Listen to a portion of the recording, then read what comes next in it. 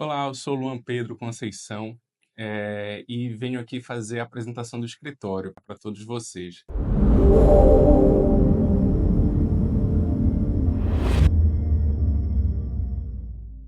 Bem, o Oliveira da Conceição Filho, OCF, é um escritório que começa pelos meus pais, lá por 1995. Eles eram servidores públicos e saem do serviço público e iniciam o escritório de uma maneira muito rudimentar, muito simples e acreditando que aquilo daria certo. E juntam, profissionalmente juntam-se e começam a caminhar. Naquele início, o escritório ele já trazia uma vocação que a gente percebe hoje, já há quase 30 anos depois da fundação, que é uma vocação sindical. Meu pai sempre foi uma pessoa muito envolvida politicamente com os movimentos populares da década de 80, da década de 90. Então, essa veia política, digamos assim, veio para o escritório, e a partir dali ele começou a trabalhar principalmente com a ajuda da minha mãe para trabalhadores, para trabalhadoras, para entidades sindicais. Mas aquele início era o início em que o escritório estava muito focado em demandas individuais. Essas entidades sindicais, elas traziam essas demandas individuais, havia o estudo, aprofundamento e assim por diante, e essa virou a principal frente de atuação do escritório. E a partir dali ele vai se estruturando, começa uma fase de crescimento, e inicialmente no Infante de Sagres, depois vai para o Edifício Pirâmide, depois vem para o Chaco, e sempre atuando para grandes entidades sindicais no estado, trabalhando em dissídios coletivos, em ações coletivas, e há esse movimento de crescimento. A partir de 2010, esse foco, que antes era em ações individuais, ele começa a mudar. O escritório começa a investir suas atenções, começa a focar, de fato, em ações coletivas. Já representávamos alguns sindicatos com grande relevância no Estado, e a partir dali a gente começou a desenvolver ações coletivas que trouxeram grandes repercussões para o escritório e continuam trazendo. Então, a gente consegue dividir o escritório em uma fase inicial, que é tentando se sedimentar, se estruturar, caminhando aos poucos, batalhando todos os dias, digamos assim, para conquistar o pão de cada dia. E a partir de 2010 a gente passa por uma nova fase, uma fase em que a atuação do escritório fica mais assertiva, fica mais eficiente, principalmente por conta das ações coletivas. Nesse momento também o escritório começa a investir no interior do estado. Então nós começamos a nos aproximar de entidades sindicais com bastante relevância no interior do estado, Castanhal, Mãe do Rio, Acará, Concórdia do Pará, e começamos a perceber que, de fato, a atuação no interior do estado, ela é uma atuação muito importante e que traz uma repercussão social, um impacto social muito grande.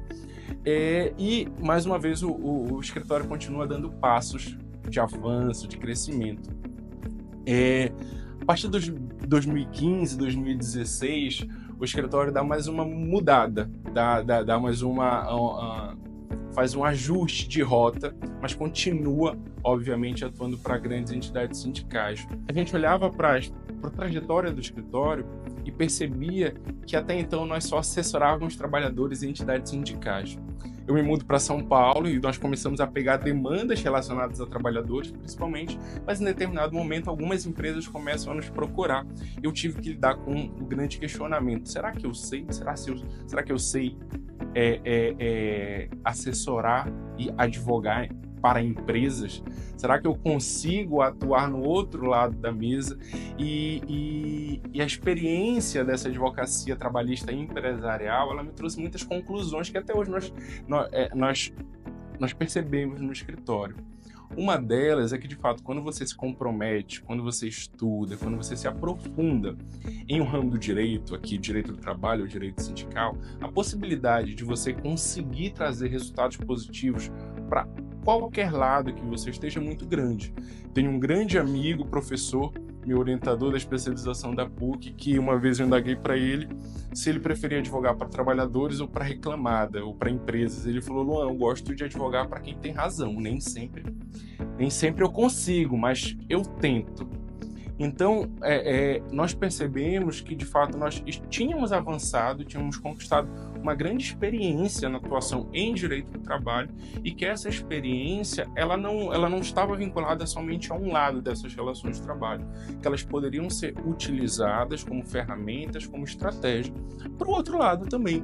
E a partir dali a gente começou a atuar em uma das coisas que eu gosto muito até hoje, que são ações específicas, ações de alta complexidade, às vezes para um lado, às vezes para o outro, e isso trouxe para a gente uma das características que hoje a gente faz um esforço muito grande para ter no escritório. Ao mesmo tempo que a gente tem um desafio de se colocar como um escritório altamente especializado em direito do trabalho, em direito sindical, nas áreas que de fato nós temos um grande know-how de atuação, o que a gente percebe é que semanalmente, quase que diariamente, chegam demandas que não estão relacionadas a essas áreas do conhecimento, mas que são interessantes, que são instigantes e que muitas vezes nós nos deparamos com a decisão de vamos atuar nesse momento, nesse tipo de demanda. Qual é a grande questão? Enquanto profissional, enquanto dono de escritório, a gente precisa reconhecer algumas limitações. A gente precisa reconhecer que em determinadas situações você precisa ter um outro profissional ao seu lado, você precisa ter um profissional altamente capacitado naquela área para que vocês, com experiências de vida, com experiências profissionais diferentes, construam soluções para aquela situação. Então, a atuação multidisciplinar em demandas de alta complexidade é uma das coisas que nós defendemos.